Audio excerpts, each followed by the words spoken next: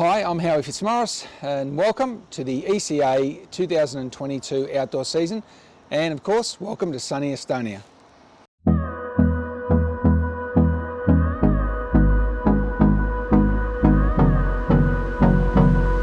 – 2022 is shaping up to be a big year for the ECA with 48 T20 games and 15 of the 40 over games. A bilateral T20 series against Finland in June, Baltic Cup and NATO versus Estonia game in August, and the big one of course for the ECA is the World Cup qualifiers in Finland from the 23rd to the 30th of July, which of course you can see, watch that on ICC TV.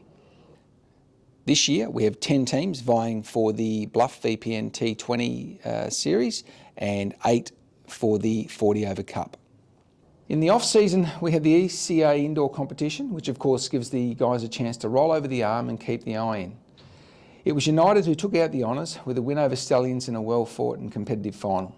A big thank you to all the teams who competed, and well done to Murali and his boys. Also in the off-season, the ECA continued building and supporting the umpiring panel, with Tim Cross and Clyde Johnson coming on board to support Andres, Udayan, Shiva and Dalitha. This continues their good work in taking the association to the next level. They have implemented a scoring course with close to 50 players having completed the course in the last month.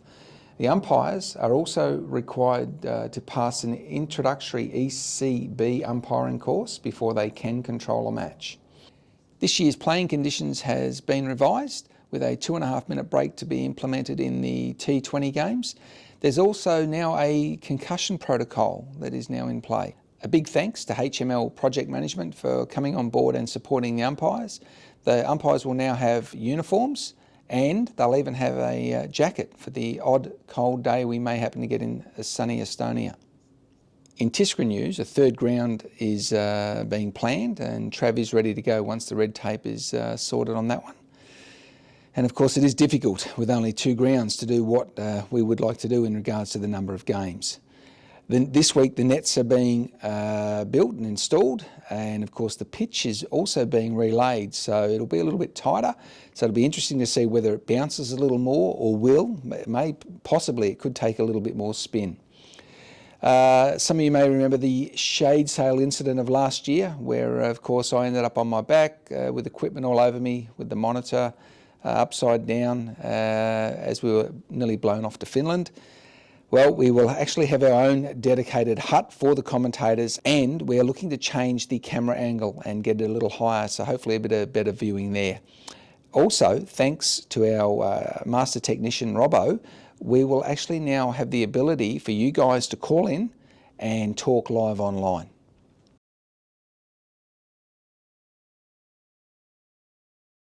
Well, the Hippos versus the Vikings, the first game up. Well, the Hippos only lost 1 game last year and they did lose to the champions, the Strikers. The Vikings finished 10th and of course that was, they were down on their normal high standards. Hippos have lost Tim Cross and Tim Fowler. The run scoring machine Tim Fowler, gone. Tim Cross, prolific wicket taker. So big losses there for the Hippos. They have picked up Owen Feely after 2 years away, so counterbalances it a bit there.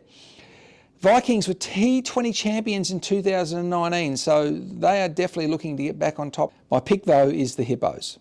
Thailand Hippos versus Vikings.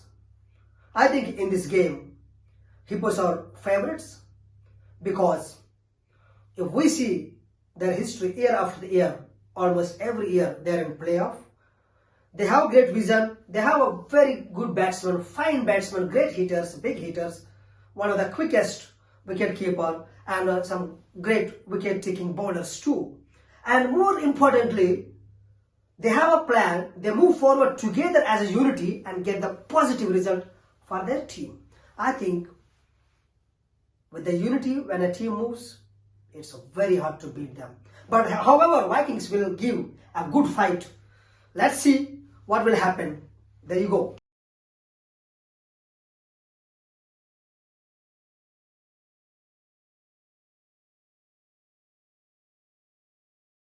In our second game, we have Tatu versus the Strikers. Strikers were undefeated in the T20 last season. An amazing year. Tatu, best season yet with 3 wins. Strikers, they've added some new faces to an already formidable lineup. Habib Khan, though, he does have a shoulder injury. Will that impede the team? Hopefully, Habib can have another fine year. Tatu, they've had a very big off-season. Recruitment-wise, they were the only club to enter 2 teams in the ECA indoor competition. My pick, though, is the Strikers. Thailand Strikers versus Tatu Cricket Club. In this game, Thailand Strikers are favourite because they have a strong batting lineup, very excellent bowling, and a few all-rounders and great fielders as well. So they're perfectly balanced in Estonian Premier League T20. However, Tatu like to give a fight, and they Tatu knows as a well fighter, good fighters of the game. Let's see, but 70% high chances for Strikers to win this game quite easily.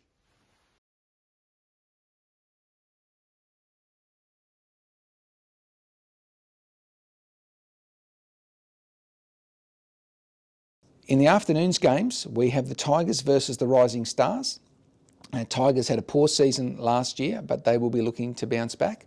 The Rising Stars, they did have a late season run and went all the way to the final after beating the Hippos in the semi.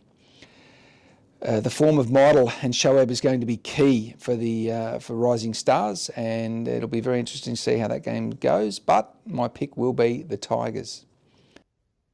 ST Tigers versus Rising Stars. I think Rising Stars will win this game. The reason is because they have good top order batsmen, some wicket taking bowlers. The top order batsmen always they have consistency, so I think they have a higher chances to win this game. But however, Tigers also have a good batsman. The consistency last year missed. Unless they bring back the consistency in their batting lineup for T20, it's very hard to win this game against Rising Stars. But however, let's see. Get ready for the fight.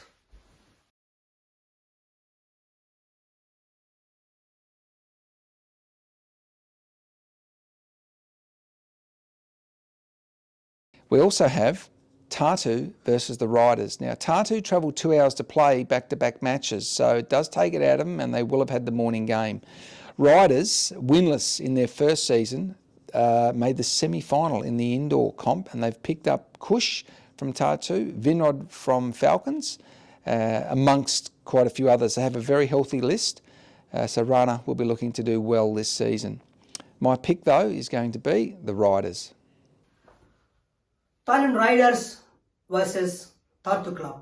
In this game, who is favourite? Hard to tell, because last year Tatu shown a good fight against them, they won, and but this year Riders have some new, fresh, young blood, some young players, absolutely good players are there in their team. So it's hard to tell. You will have to watch it. It's a 50-50 chance game. Let's go for it. Let's go ahead.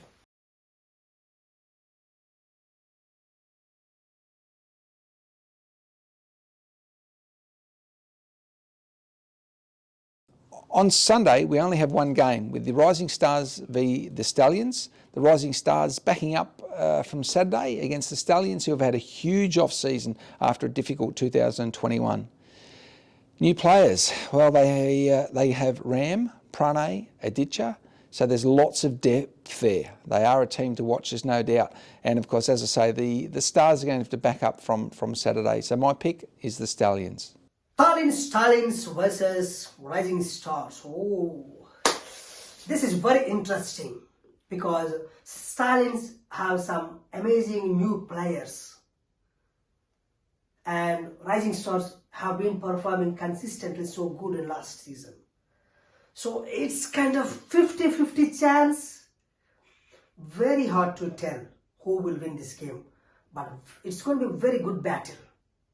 Both sides are good thinkers, well balanced both sides. So it is a 50-50 chance, I would say.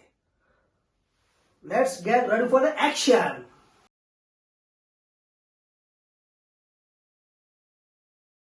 It looks like a big year ahead. A big thank you to our main sponsors, Sportsbet.io, Bluff VPN, Nordcon Batoon and HML Project Management. And I am certainly looking forward to seeing the Bluff VPN stumps lighting up out at Tiskra, especially when the batsman's bowled, stumped or run out.